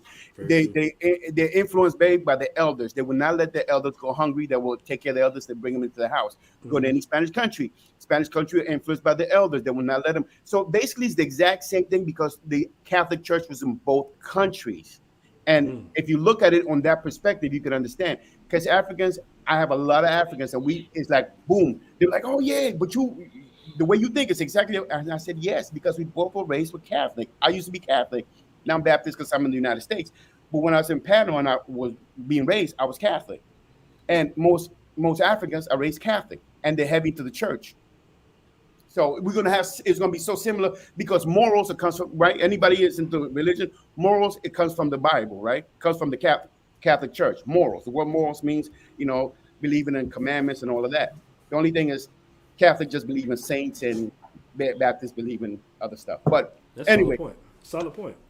Shout out to Oliver III with the $5 super chat. I appreciate that, brother. He says, as someone who's been in South America and Africa many times, both are dope. Warning, be careful with Ethiopia.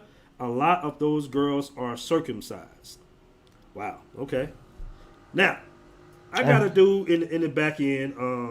I don't know if this guy's a troll. I don't know what this guy. I'm gonna bring him on the show. He's a troll. So Roma is a troll. Yeah, he's a man. This dude, man, he got a video. He's slapping Africans in Africa and stuff like that, bro. This dude is he's the worst type of human being. I don't want to swear, but he's the worst type of human being. Is he black? Yeah, he's black. He's a big fat black dude. Oh man, let me bring him on real quick. Yeah, go ahead, bring him on. Let's cuss his ass out. Hold on, Romy Peso. You there? Take yourself off mute, man. What's up, man? First of all, yeah. Hey, I'm off mute. First of all, how you doing? Do me a quick favor. Respect the platform. No cursing or no getting too out the way. But go ahead. Bro, I don't have to curse to tell the truth. And first of all, number one, I'm not a troll. Bonjour can pretty much co-sign on that because I've been on fitness channel, so most definitely I'm not a troll. Okay, so let's get that straight. Number two, the guy in the corner. First of all, I'm not fat. I'm a wonderful human being. I'm 6'2", 205. Come on, camera, bro. Come on, camera. Six pack. Bro, you ain't had no six pack. Oh, that video. Come on, camera, bro. When my let me tell you something. When my channel get up to 10,000 subscribers, I'll be more than happy to camp up. It won't. I have no problem. Nobody rocks with you, bro. You're a lame. I have no problem. Nobody gonna rock with you in the space, bro. I have no Bro, why y'all nobody give you a question? Hey, can I ask you a question? No, now, you told me to come on your panel and respect your platform. I'm trying to talk to you, and you got another guy you're actually trolling me. Now I could go back at him all day. I have no problem with it. I'm a fair person. Now if you want to go back and forth, we can go all night. I don't care. I know you can. You a troll. But if you want me to respect your platform, if you want to, bro, say what you got. So how can I be a troll? Okay, how can I be a troll? You're right. I got it, bro. Explain what you want to explain, brother. Explain what you want to explain. How can I be a troll if I'm a content creator? Explain that to me. Make that make sense. That don't even make sense. Plenty of trolls have made content. What are you talking brother. about? Go ahead, man. Just say what you got to say, fam. Because I've seen you in the chat making certain statements in my other streams. That's why I said it's possibly being a troll. Is any of my content trolling? Is any of my content trolling? No, none of my content is trolling. Bro, it's not okay. None of my content is trolling. Thank you. Dude, you go around saying I'm gonna be the next Kevin Samuels. You write that on everybody. All right, man. Say what you gotta say. So let's. You seen him right there, Aaron? I want to be the next Kevin Samuels. Off what? That's not. So if I make a comedy or funny content, I'm a troll. Okay. No, and then you be on you've never made a funny comment in somebody's channel, and then you be on D-Derail platforms talking about other people and all this other content creators. But you a troll, fam. Because I think the manosphere are bashing women. Bro, you was slapping because I think the manosphere is bashing women. I'm a troll. You were slapping Africans because the dude overcharged you on fixing your bike, dude, and you made him get on his knees and beg for mercy. What are you talking about? So I can't. So you telling me that I can't check somebody if somebody tried to rob me? That man that's what you saying? Romy Peso. You wasn't there. So why are you assuming stuff, bro? Have we had this before? Have we had this type of discussions before? Have you been on my platform before? No. I'm just trying to figure out why is this guy making up assumptions? He don't even know me, bro, and I don't even know you. Lou, hold on for a minute. You act like you know me. You don't even know me, bro. Romy, is it Romy? You don't even know me. Romy Peso, please say what you have to say, brother. Explain what you want to speak about on the panel. You have the floor, brother. You have the floor. First of all, this guy is talking about Africa is bad and this and that. Yeah, people need to talk about the good and the bad on every country. Mm-hmm. Every country needs to be talked about the good and the bad. So I don't see nothing wrong with that. But then you're gonna come around and say, well, Passport Heavy, he got robbed in Africa.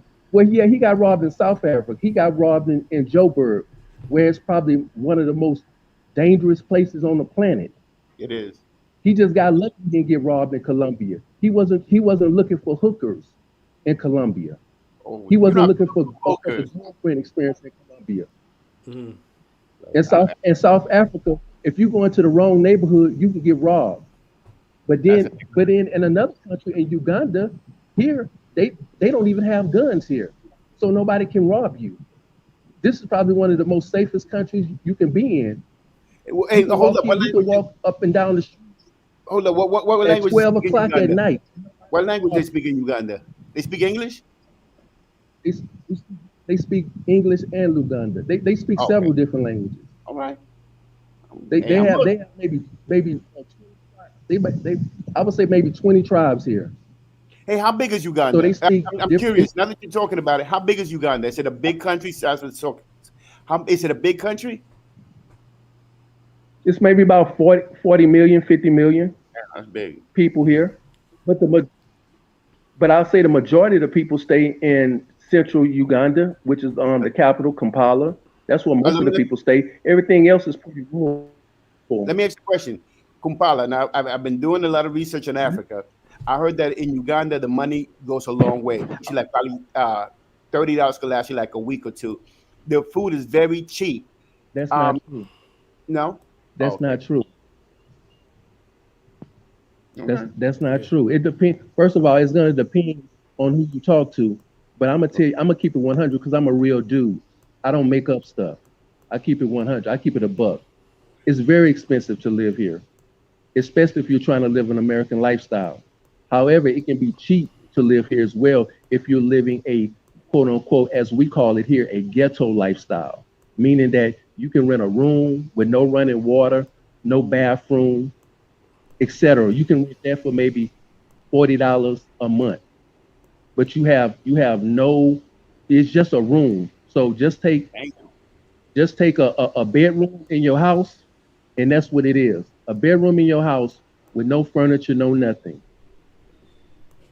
And you rent that for $40 a month. Let me ask you, the average house, how much would I be paying for the average? Say that again. If I want all the creature comfort I have in the United States, how much regular for a month would be for me to stay out there? If you're talking about renting an apartment? Yes, and I want to live really well like I live in the States. Wait, let me ask you. Hold on, Brian, sure, because I'm waiting on him to get done with his diatribe so I can chime back in, bro. Because you said you had something to say, bro. I'm still waiting. Because you brought up I'm talking about Africa and whatever. Are you done, bro? Well, hold on. Or you still got some more to say? Real quick, Citizen Lou, because I want to ask him a question about what he put in the back end of the chat. You saying that? Hold on, Rom. I want to ask you something. Romy Peso, let me ask you something before you get to that. I want to ask you something real quick because you had put a statement in this chat saying I was playing manosphere politics by not bringing you on right away. You said you had a roast session on Solo TV 84. What was going on with that? What are you talking about? I have no clue what you're talking about there. You were in the chat. You were asking what was going on. I saw you in the chat, and Solo saw you in the chat. We were just going at each other. We were just having some fun. I have no beef with Solo TV. Mm-hmm. I don't hate Solo TV. I don't wish him harm.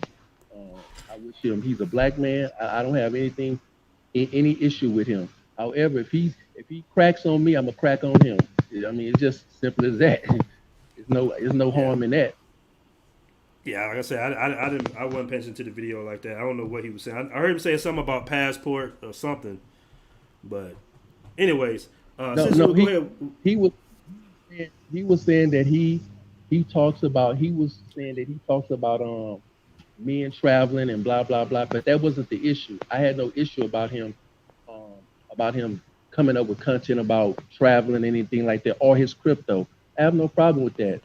I had no problem with that. I just had a problem with him and others always talking about women, bashing women. I mean that's kind of old now. If you don't like the women in the United States, get you a passport and leave and go. There's almost 4 billion women on this planet. There's only 150 million in the United States. So subtract that, and that's what you got left. Go somewhere and find you whoever you want to find. There's a woman out there for you. So there's no reason for any man to be sitting anywhere in the world complaining about a woman. If a man has some money and he has some type of dignity about himself and he can talk, he can swing work. Okay, anyway, all right. Hey, bro, I got a question because you just gonna be talking. Hey, so if Africa's so great, why were you? Let me share my screen. Why were you in Africa slapping Africans around for scamming? So I'm confused. So why were you assaulting local Africans I don't want to have a conversation with you unless it's in person. Hold on, look. Hey, watch the video, y'all. This is off the dude channel, y'all. The dude on the panel right now. Watch this, y'all.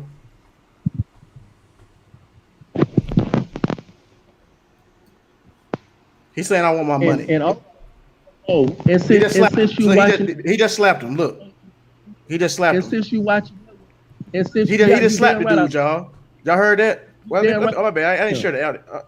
I ain't share the audio. My bad. Right, I did slap him. The dude begging for his life right now, fam. And on another video, I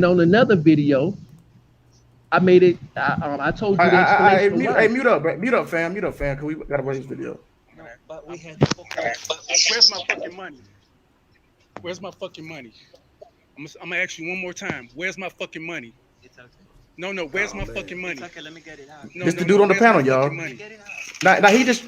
Look at he kicking bite. Why you, I thought Africa great, dog. Why you slapping Africans, fam? What's going on, bro? What you doing? So either Africa is great and you just came here to cap, or you up here on some like what's going on, fam? Could you explain this? I'm done. Go ahead. Oh wait, no, I'm not done. I got some more of this video. Wait. And he made the dude beg, y'all. Watch this. He made the dude get on his knees. That's right. You know how you can make this right. Get on your knees and apologize. Get on your knees and apologize. That's how you can make it right. Get on your knees. What happened? I want to know what's the context of this. I'm sorry. Thank you. This the dude on the panel, bro. Thank you. Ain't no context, bro. What? Go ahead, Rami. Explain this. He's an idiot. I'm an idiot. You the one slapping African villagers around, and I'm the idiot. But you would be the type of person. No, I'd be the type of person. All right. Real quick. Hold on. Oh hey, we can barely hear you, Romy. I had to mute him up real quick. Let me catch these super chats real quick, man. We'll get back to the show. Restaurant with the $5 super chat once again. Appreciate that. He says, brothers who mad when you give Africa props be them dudes who just love Medellin with all them white girls. Okay? Yeah, you're right. I should go to Africa to slap villagers around like Rami, right, Rest? Shout out to Quincy Cordoba with the $5 super chat. I appreciate that, dude. He says, appreciate information about African nations other than South Africa. Keep up the efforts. Appreciate those super chats, guys. All right. I mean, that was a crazy video. How do you explain Aaron, that? please. Yeah, go ahead. First of all, can you? Yeah. Hey, first of all, can you be quiet, please? Can you shut up? Bro, I'm not even saying that, dude. Don't address me, nigga. Just say what you gotta say, dog. Hold on, keep it good, bros. Keep it good, fellas. Hold on. Man, talk to Aaron, bro. Don't say nothing to me, bro. Just talk to Aaron, bro. Don't say nothing to me, dude. This is Aaron's platform, bro. This is Aaron's platform. Bro, just say what you gotta say, bro. Stop talking to me. Will you shut up? Damn. Anyway, like I was saying, the context of that is in another video. I made a whole entire another video to explain exactly what happened. Now I don't go around slapping people for nothing. I'm not a bad person. So if I slapped him, if he got slapped, he deserved to get slapped. If I ever slap somebody, trust me, they earned it. They earned it. You can most definitely say that. If I slap the shit out of somebody, they probably earned it. I don't go around slapping people for nothing. And I don't care if it's in Colombia.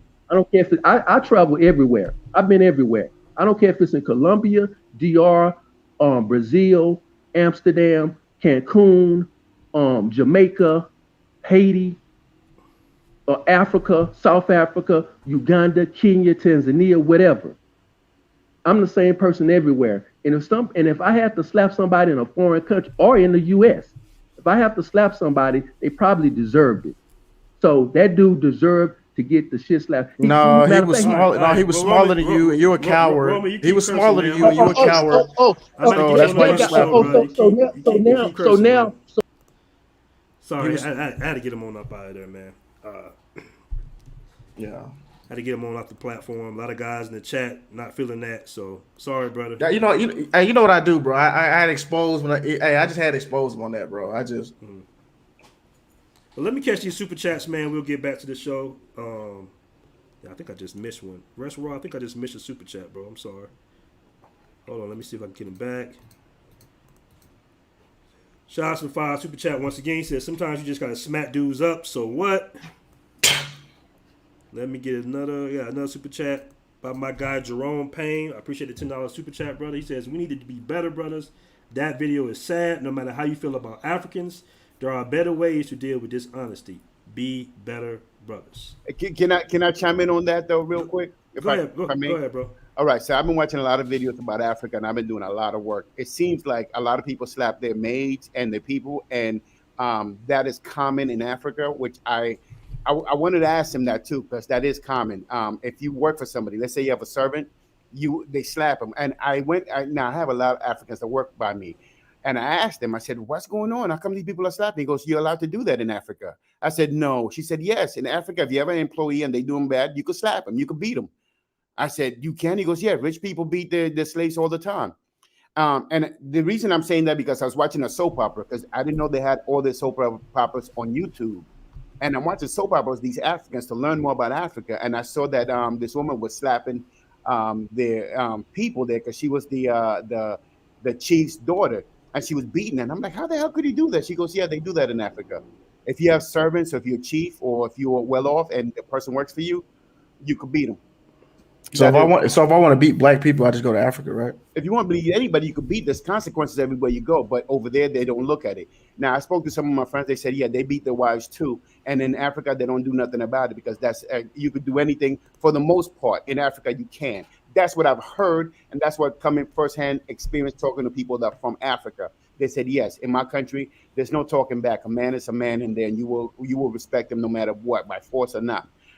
That's what they told me. That's what when I saw him slap, I was like, okay, he could get away with it, but he would have to be in a position of power. And I'm pretty sure that's what he was doing. But I don't know because I never spoke to him. But you could look it up. Go to the you can go on YouTube or put African movies, and you're gonna see it. And soap operas, you're gonna see them slapping their maids and stuff. I was like, no. They're like, yeah, it's common in my country. So that's common there. For us, we're appalled by it. But in Africa, it is common. Yeah, that's different. You'll get killed in America slapping people. You will get killed. And in Africa, because think about it, they only make like $6 a month or something like that. But their rule. Now, they also I was watching a documentary where if the family owes money, then they have to give the girl up to the church, to a little place, and they could marry them off to other places. As a matter of fact, there was a white dude from Philadelphia that went to the chief, and he asked him for his daughter. The chief maneuvered the daughter. The daughter came to the United States, and he had her up here and then he went and he got the brothers and everybody else, and he was beating them for like 10 years. And I think they put him in jail because he came to the United States. In Africa, common thing. So I forgot what they call it. I could look it up, but I was looking at this documentary about it the other day. They be beating them and doing a whole bunch of stuff. Yeah. So I mean, well, bros, we've been at it for a good little minute here. This is a great classic show. It got a little unruly towards the end, but we're gonna get through it. Last remarks, starting with you, Citizen Lou. Like I said, hey, I don't got nothing against Africa at all. If the stars align properly, I'll definitely head that way. If I can, especially dame como 2 minutos. Hold on, real quick. Hold on. Like, so I mean, hey, it is what it is. I guess maybe we do need to see more. Like I said, we all know that the time zones and the distance from America to Africa is pretty deep. That's why most people go to a thing. But I think that anywhere you can have, like you said, the creature comforts, first world, any type of standards, and it's good for you, man, you should relocate, man. It's dope. And save money and learn a new culture and be world travel. That's what I think. Whether it be Thailand, whether it be Africa, South Africa, Colombia, Brazil, Philippines, do what you do. So, all right, man. I'll catch you on the next one, man. Y'all boys be easy, man. Shout out to you, man. Appreciate you coming on the show, bro. All right. Hold on. Branjour. Yeah. So last closing statement, brother. We're going to go ahead and sign on off. Yeah, I looked up the stuff. It's called, I got it right here, is the documentary. If anybody wants to see it. Selling sex on underage victim of sex tourism in those countries. But they have it there. My thing is, like I said, I know. I'm sorry. I just want to No, be I'm laughing at dude right here. okay. Um, I think it's a brotherhood that we have. It's a good thing. I mean, it's a good thing that we have people that are key. Like if you go to DR, you know you're gonna go to Flip Flop, and you're gonna go a couple of places. I meet people who could put you on with some people. If you go to Medellin, now we have Aaron that's there. If you go to Cartagena, you can meet up some people who've been there before. Like I said, I have now that I got connected, I got a young lady that I know there who could do a lot of things for me, and I know where a lot of things are at. So now when I go there, I'm going on a trip. I know it's 60,000 pesos to go for a 12-hour trip with breakfast and lunch included. And it's a good place. I've been there before. So you get all these things, and you could ask people for a lot of information that you ordinarily would not have access to. And that's why you do these shows. You do these shows because of brotherhood and just to connect us to other things. So it's a good thing. There's always going to be naysayers. But like I said, I stay in my lane. If somebody comes up to me, wants to know what's going on, I let them know, and then I keep pushing. But as long as you stay in your lane and you're just friendly, and the most important thing I would tell any tourist is just be happy and friendly. If you keep those two up, you'll have fun wherever you go. That's it for me, man. Most definitely, man. Once again, we gotta link up too, man. I gotta call you about some stuff. So, hey, I am going to be in Cartagena this week. I'm being in Cartagena for a month. My girl. Man, you ain't showing Maddie no love. I gotta come to Cartagena. No. The thing you know what? I'll come to Cartagena because you need to show me how to move around Cartagena without spending so much money. Oh yeah, okay, no problem. I was gonna go up there to meet you up, but I like I said, I got this girl. I'm flying this girl from Venezuela to Cartagena, so I'm gonna be chilling with her at the beach and whatnot. But like I said, a lot of times you just enjoy yourself, have a good time. And in Spanish countries, yes, we lead with money, and it may seem like you're simping, but you're really not. Spanish people lead with money too, so it's not like you guys are the only one. I learned how to move through my father, and my father led with money. So you know what? I made a post today in the Facebook group, Blackmen Travels 2.0. Make sure you join it, guys. I'm just not ready to be a sugar daddy yet, bro. You know what I'm saying? But you know what, Aaron, let me, and people. Okay, I'm Panamanian. When my father went back to Panama, and every time he went to Panama, he gave his grandmother $200, put it in her hand, walked off. When he went to somebody's house, he get the eldest person in there, whoever's in charge of the house, he gave him money. It's saying, thank you for having us here, blah, blah, blah. Also, if you ever dating a girl, and I'm just going to tell you, this is the game, how we do it in Spanish country. It may not be how you guys do it, but this is how I was taught by people who live there. Let's say I'm dating a girl, and she brings me to her house. I peep the scenario real quick. If there's a man there or it's a woman there. If the woman's in charge, I'll go in, either give her an envelope or give her some money. I said, Señora, esto por usted. I said, ma'am, this is for you. You're the head of the house, so I come here to pay my respect. This is you. Watch what's going to happen, right? That woman, I just gave her money, right? I just met her mother. I gave her money. I told her she's going to take care of me like a king, right? She's like, oh, when I leave, she's going to tell her daughter, don't you lose that man. Because she knows that I'm taking care of her. And from then on, anybody talks bad about me, she's going to be the first one fighting for me. And guess what happens in Spanish country? When the mother's fighting for you, the daughter's going to fall in line. So you just control the whole house by one little movement. And that's how we do in Spanish country. It's a form of respect also. You bring a gift. I bring a gift to the head of household. If there's a man there, I'll bring a gift to the head of household. If he likes liquor, I'll bring him some rum. And but hold on, Bradjo. Yes. I feel all that. I'm talking about. I feel what you're saying. That's out of respect to the family. No problem. I'm talking about monthly bills, rents, and stuff like that. I'm talking about that. But for dating. You still got to do all of that because, like I said, it starts out that, first of all, you're taking control of the whole situation. Because when you come in and you meet the parents, basically, you're basically telling the mother that nobody else can come in here. And from then on, I control everything on her level. Because she's going to tell her daughter she can't have nobody screwing around. So if she's doing something on the side, she's never going to bring him to the mother. That's why the girls never want the mother or to be on TV or nothing like that, because they don't want to be seen like that. Second, we are machismo. That means that we control everything in the parameter, right? That means that I control the spending, and even what you dress and whatnot. Okay, so if you're doing all of that and you're in charge of everything, then you got it pays to be the boss. And the woman's gonna fall in line with that, because when she's gonna do something, she's gonna call you first. Yeah, I'm going here and here. I'm doing this and that. Hey, I don't mind if you screw around. I won't, but I don't mind if you do, as long as you keep it clean and it doesn't get in nobody's way. Keep it out of everybody's face, and don't make sure you don't make me look bad. And the girl's gonna tell you that. Spanish girls will tell you that. I don't know how they roll with you guys, but if you're actually dealing with a Spanish girl on an intimate base, and whatnot, and you go to the father and we're usually gonna be the mother. You hit them off some cash, or you bring them a little gift. They fall in love with you, and then you start hearing from her. I'm going here. Do you like me wearing this? Do you like me wearing that? Basically, she started asking you permission to do little stuff in the house because now she knows that everything in the house you control. So even now it gets into, like, you guys may think it's crazy, but now it gets into when you go to dinner, you say, hey, you don't before you even order from the waiter, you tell me and I'll order for you, and then she just fall in line, and then no, I don't even want, even if you don't even want to look and walking by. Haven't you ever seen that when a Spanish person was walking with a Spanish girl, she has a nice outfit, she will not look at you, she walks straight as if she don't see you at all. She keep on walking with a man. That's complete control, because it doesn't start at this level. It starts with the parents, and all of that is just, you do it through money, through this, and you control the whole situation. But that's how we used to do it.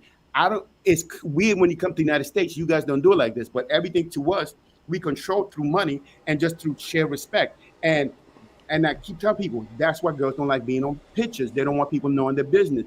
And a lot of times the guy will send them out there, but you can't be sloppy.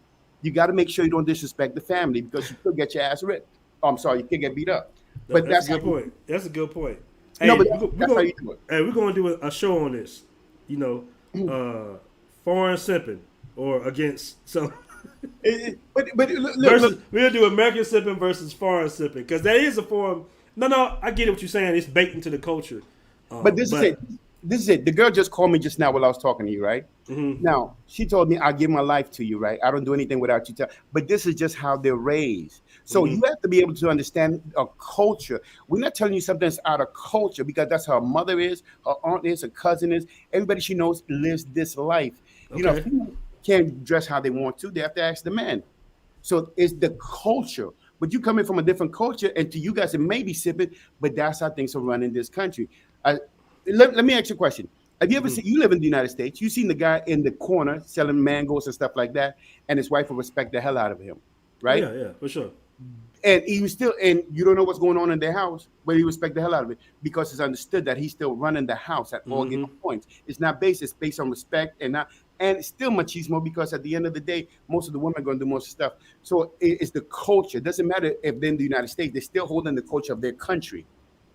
He's not, look, I even told this girl, she asked me, I said, no, when I grew up, my father got fed first. We always ate on the table. My father got fed first. The youngest was I got fed first, then my brothers, and then my mother ate. It never went out of order. This how, and she goes, I said, no, this is exactly how I'm doing it. She said, cool, I'm falling in line with you. Because in Spanish country, that's how it is. The man always eat first. He's going to get the most meat and anything else he wants, right? And then the youngest, and then the kids. But that's how we raised. So to me, it's weird that you guys eat, you don't eat on the table, you eat on wherever you find or whatnot. In Spanish country, you always going to give respect to the man at all given points. That's a good point. Good point. I got Brother Miles. He made a comment. Old boy's talking about something different. That ain't really simping or a sugar daddy situation. So we're gonna do a show about this, Brandra. We're gonna do a show about this, man. Cause that's a good little point. So, bros, I think Brandra might have froze. You froze, Brandra? No, I'm listening to you. Okay, yeah. We're gonna do a show about it, man. We've been out here for a couple hours, so appreciate you coming on, bro. I'll be in Cartagena this weekend. I'll be there Saturday. All right, bet. So I'll link up with you. I'll call you up. Peace, man. All right. Don't hang up yet. Don't hang up yet. All right.